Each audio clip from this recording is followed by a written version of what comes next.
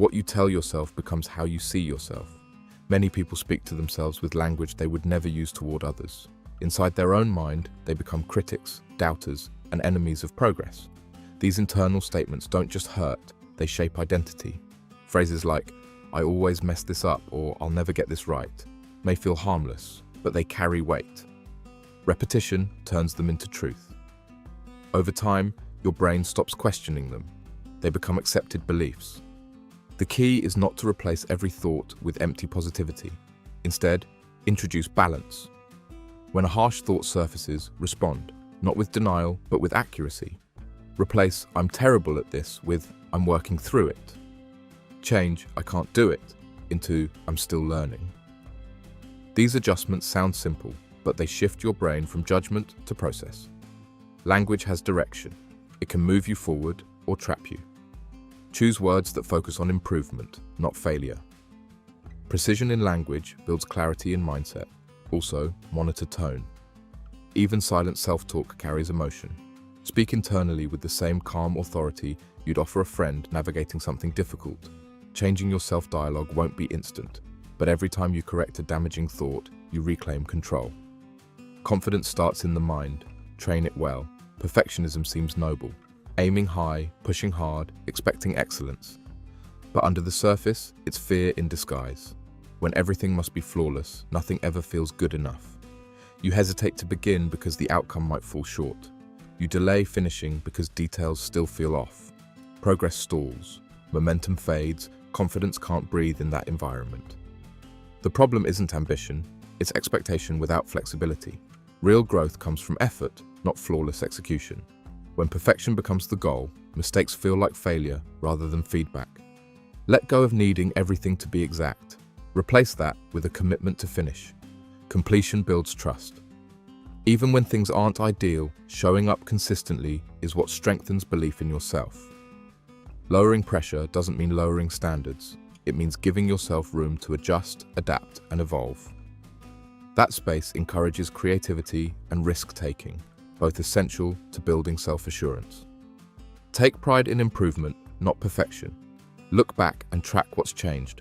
Use that evidence to reinforce capability, not to chase an impossible image. Start releasing the need to control every outcome. Done is powerful. Done with integrity is unstoppable. Confidence grows when you allow room for mistakes, learn from them, and keep moving anyway. Thinking deeply is a strength, but overthinking?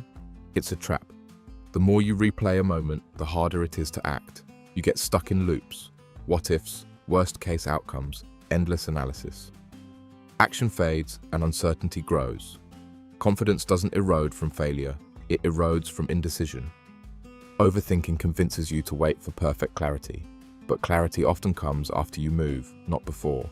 You'll never think your way into absolute certainty. To break the cycle, introduce limits, set a timer to decide, create boundaries around problem solving. Choose a solution and commit to it, then adjust if necessary. Movement builds momentum. Momentum builds belief. Another method, write thoughts down. Putting them on paper gives them structure and separates emotion from logic. You'll often find that what felt overwhelming becomes manageable once externalized. Also, avoid seeking constant reassurance.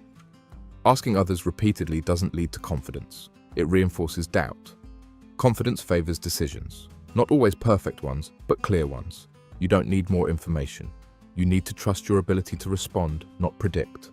Train yourself to act sooner, not recklessly, but with direction. Trying to keep everyone happy will leave you drained and unsure of who you are.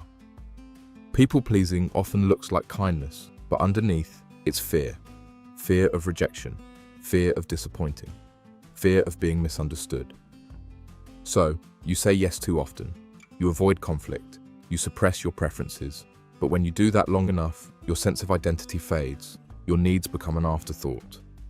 That's not generosity, it's self-neglect. Confidence requires boundaries, not walls, but limits. You can still be thoughtful without compromising your values. Saying no doesn't make you rude. It shows you know what matters. Start practicing honesty in small moments. Share your opinions. Protect your time. Let others adjust instead of always adjusting yourself. When you stop bending to fit everyone's expectations, you begin standing tall in your own truth. Fear of failing keeps you from ever fully starting. You hesitate, delay, or aim low, not because you lack ability, but because the idea of falling short feels unbearable. But here's the truth. Failure isn't the threat. Avoidance is. Every skill, breakthrough, or transformation involves trial and error.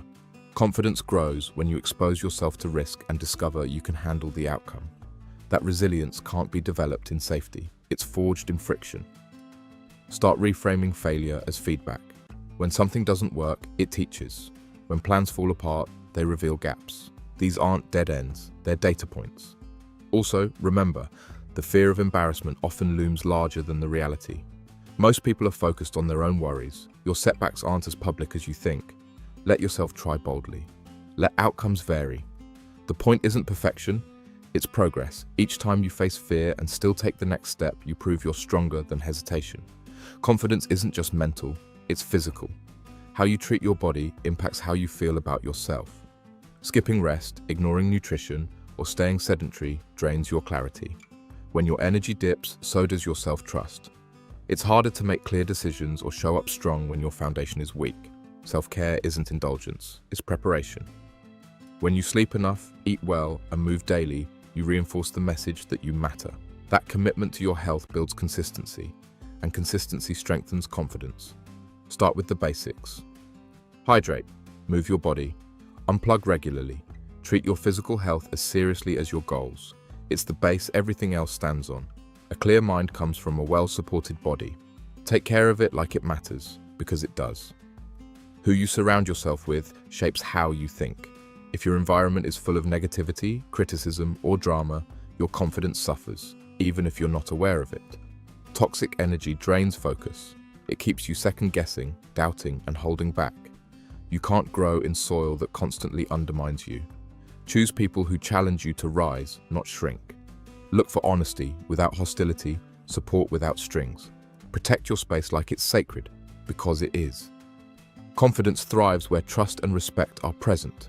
Clear the noise, strengthen your circle. Confidence isn't created by doing more. It's built by avoiding what quietly erodes it.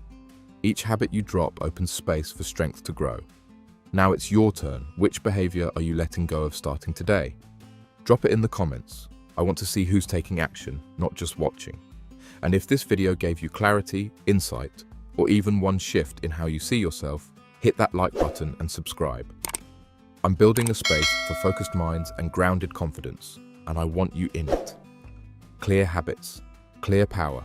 Let's keep moving forward.